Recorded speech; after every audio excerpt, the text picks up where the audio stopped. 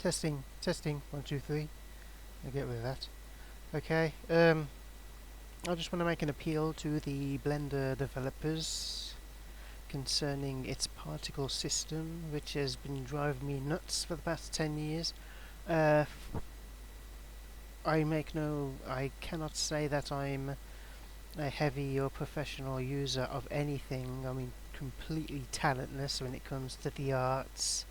I've dabbled and I have lost, and I just like to just jump in and have a play about with stuff like this every now and then. Usually contemplating on how I would go about creating certain effects and such, but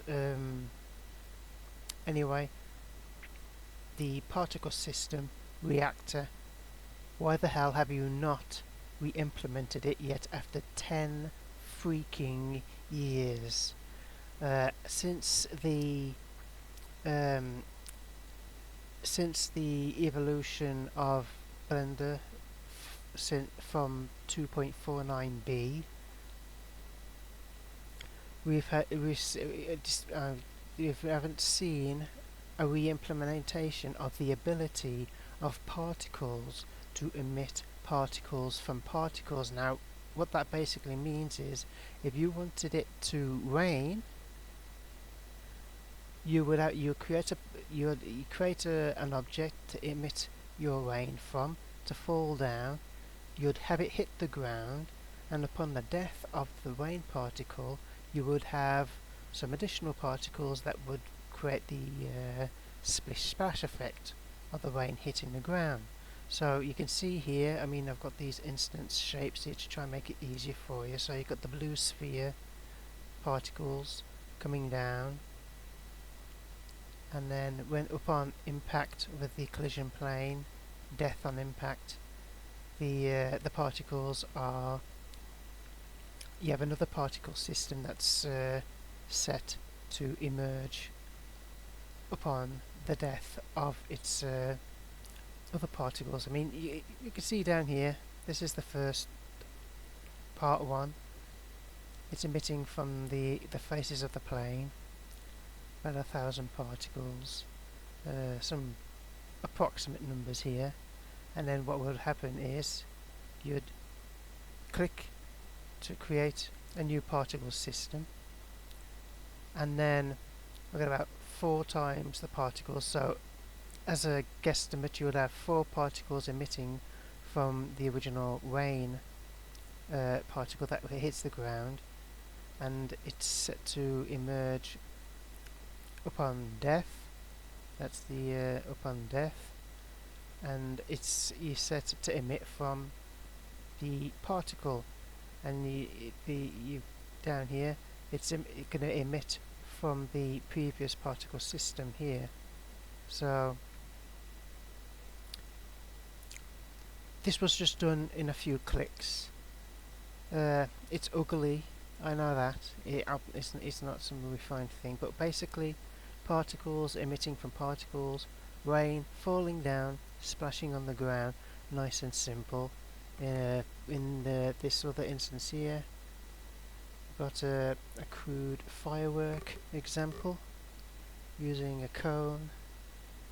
If we go down to the first system here, amount of particles, I'm having a single particle launching from a vertex.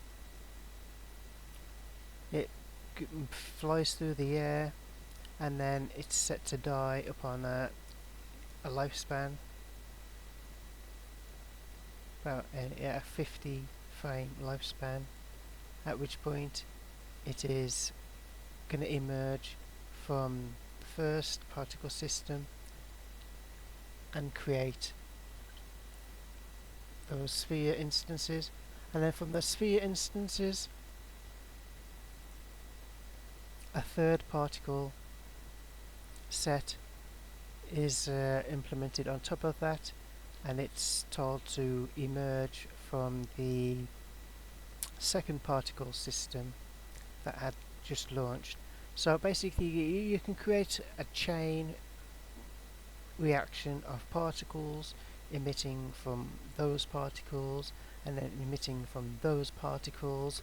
You know, you think you get like a cluster bomb effect. And this is something that you could do with reactor particles, with button click options. I mean, the physics in these older Blender versions aren't so great. I haven't refined them. This is just to show the example. So that's what reactor particles can do.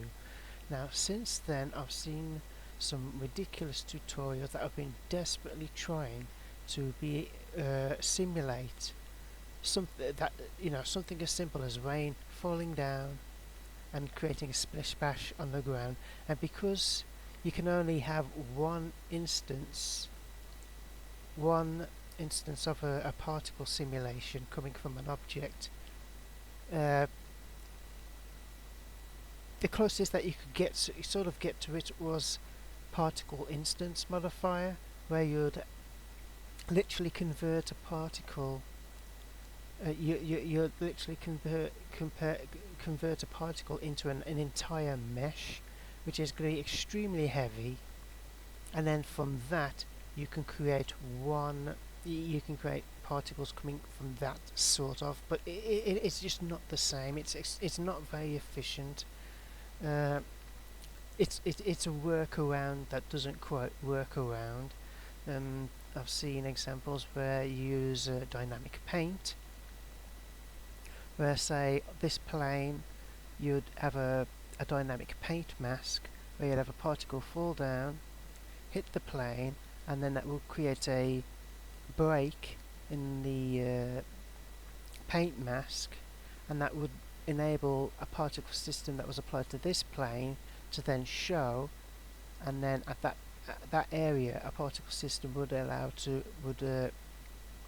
be able to emit from that plane. But what that meant, from what I understand, is that the particle system on that plane that's completely masked off, where you don't want those splashback particles to show, that particle system is playing out in its entirety even if you don't want it to show. So particles just seem very messed up when trying to create those kind of chain events. The workarounds are very breaky and heavy on the system. I've tried to do it in the later versions of Blender, and things just actually begin to slow down on a modern system. What we're looking at here right now, particles falling, moving, hitting their end of life point, and then emitting new particles from that. That is being done in a version of this software that's over a decade old, and I think even though you can do some phenomenal effects with particles currently, as they are, the ability to emit particles from particles needs to be implemented in a modern way. I mean, you actually have to set the amount of particles that you want through the simulation in its entirety in each instance, and that doesn't seem very. I mean, if I wanted to have 3 particles emit from each particle that died, I just want to have to say that. I don't want to have to start off with my first particle system. I've got 1,000 here, and then I've had to put the amount here 4,000, and that's sort of like that's hoping that 4 times the amount of particles would actually then emerge if it's evenly divided amongst the next particle system. So supposedly 4,000 particles resulting in splish splash effect from the rain here. But I just want to we should be able to just tell it to do that, and not sort of like guesstimate with these things all the while. This is what I would have to do in modern Blender right now. This is where am I? Here we go. Okay, this is the latest version of Blender, and I'm just gonna. This is what I would have to do to create a water splash. Wait, now I'm using shape keys.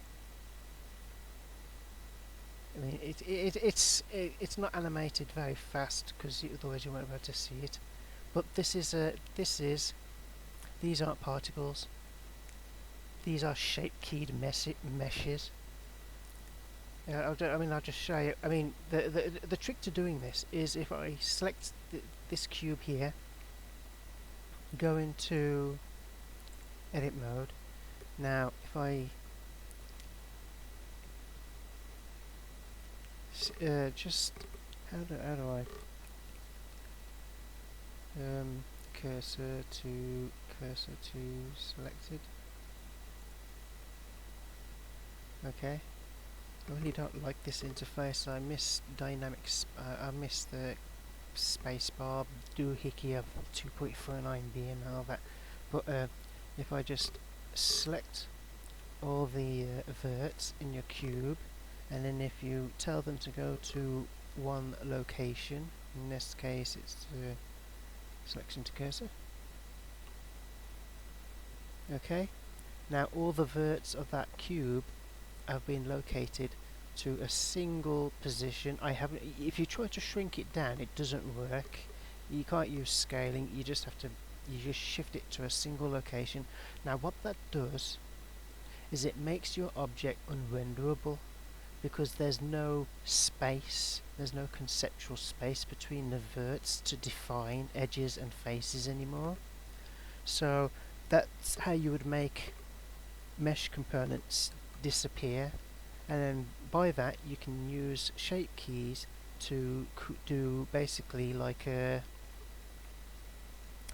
claymation type animation. So I'm just going to get us out of edit mode here. So I'll select our example here. We'll zoom in. What the hell's this crap? I don't know. Okay, we'll zoom in. And we'll go into edit mode, and we'll start at the basis. That's basically more or less what I would start with. I created like a cube, I duplicated the cubes, and then placed those duplicates around here in smaller fashion as the start point. And then what I would do is, within edit mode, I would basically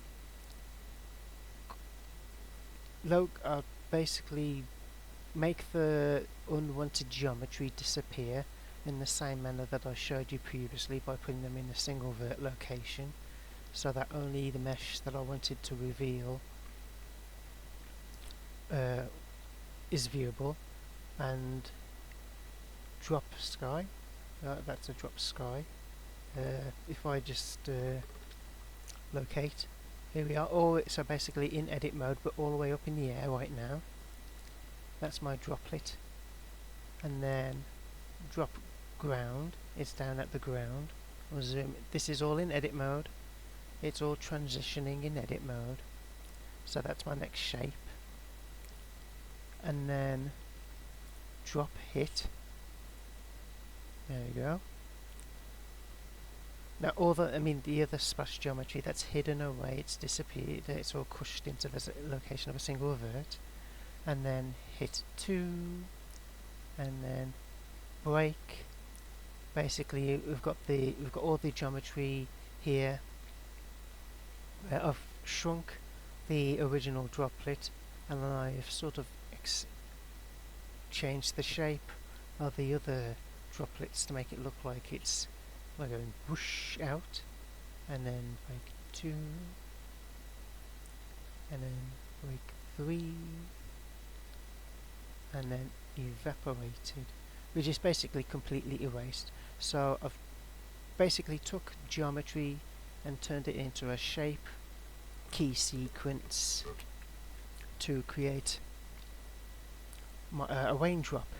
So it's not physically dynamic. It's not reacting to physics, gravity, or anything like that. But this is the sort of lengths that you might have to go to when you don't have reactor particles. Now I'm going to go back into object mode. We'll pull out. Follow me. There. And with our, the advantage of this is that you can duplicate these geometries. You can just duplicate them, and then in your non-linear animation, you could duplicate the shape clips, duplicate them, vary them so that the raindrops are not falling at the same time, and loop them. So if you wanted to have, like a zooming in and have that raindrop hit the ground right close to the camera, and then you'd probably use particles and dynamic paint rippling for the rest of for that situation. But so actually, I quite like this actually as an approach. But still, reactor particles, I think we really need them back.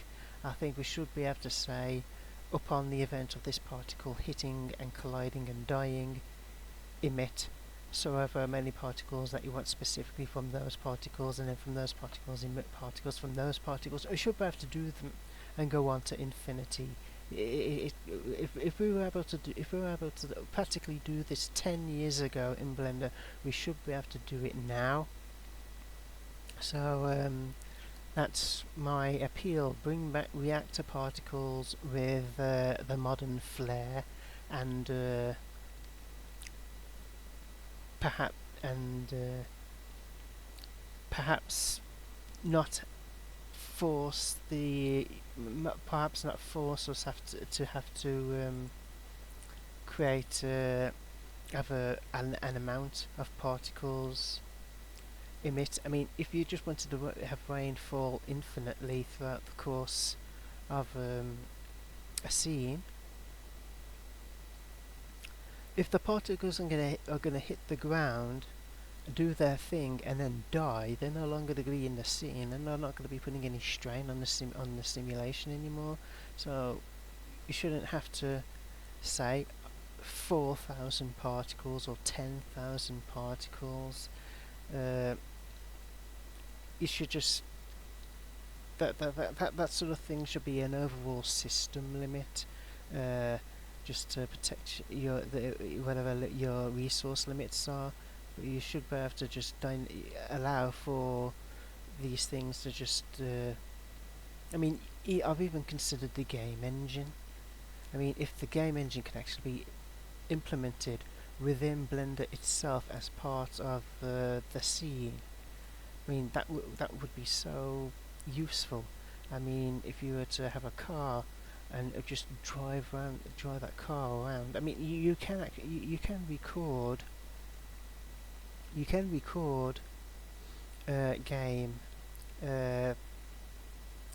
game keys and have them transferred over into the scene itself, or at least you could in previous versions of Blender. The record, start, blah blah blah blah blah blah. Record game physics IPO. You could do that, but the one thing that wouldn't carry over is, one of the great things it can do with the game engine is that everything in the game engine is an object, and because everything is an object, you can have the object create new objects on the fly. So you can have your character roaming around, and then it wants to shoot a bullet, so it would create an object, create that bullet object, and it would do its thing. It would fly in the direction that it's set to fly, and it would hit an object, and you'll get upon impact, the impact event, it would die and generate a new object, which would be sparks. Which again, reactor particles can do bullet hits and sparks, and that would mean that the ability to use the game engine in the Blender scene, so that you can actually create objects on the fly through the game engine and then render it. That would be such an awesome thing. I think just being able to literally play, literally just get your game controller out and actually run around in an environment and have it do like a shootout or something like that, and have that actually recordable and renderable. That would be really so damn cool. I mean, that's one of the things that kind of peeved me about when the main Blender branch actually abandoned its game engine. I thought that was such a shame. And I like to think that maybe they'll bring that back again. But yeah, anyway, never mind that. Bring back reactor particles. Anyway, I hope this isn't. I've blabbed on too long here. But hope you agree. Anyway, bye guys.